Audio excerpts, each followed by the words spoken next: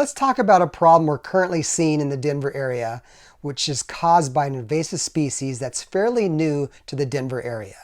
It's the Japanese beetle. The Japanese beetle was first discovered here in Denver in 2006, so it's fairly new for us, and it's growing rapidly in the area. Here's how it all starts. The female beetle burrows down into the soil about 10 centimeters in our lawn. And she loves our lawns because the soil is moist and irrigated. It's easy for her to dig and get down to lay her eggs. So she lays her eggs down at 10 centimeters, about 40 to 60 eggs, which is tons of eggs, which create grubs, which is their babies, which turn into the beetles. And these grubs love your lawn because, first of all, they eat the roots of the grass. And this is like an all-you-can-eat buffet at your favorite place to eat. So they're in heaven. The grubs feed on the roots of the grass. That's what they use as their food source. And so what you start to see in the lawn is things that look like dry spots or dead spots.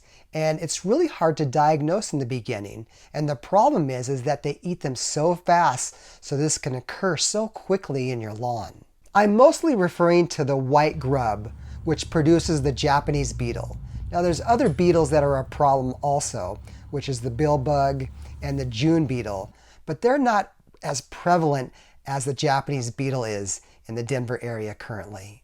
A question we get asked often is, can you just spray the beetles in my yard?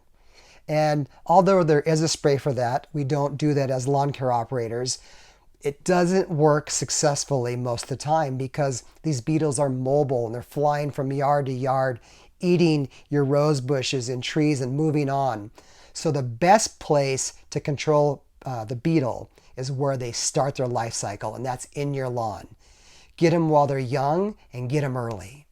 Now, whether you put a grub preventative down yourself or have a company like Erbert Lawns do it, I highly recommend you treat for grubs every year. The reason is that these things sneak into your lawn so quickly and so fast, and you won't know what hit you. They can actually do damage to your lawn within a matter of a week. And so as lawn care providers, it's really hard for us to catch them at the right stage because they could be doing their damage between visits, and by the time we get there for the next visit, they could have destroyed 25–50% of the lawn overnight. So you want to make sure as an insurance policy that you treat these grubs from laying eggs in your lawn. The treatment to control grubs is 2 applications.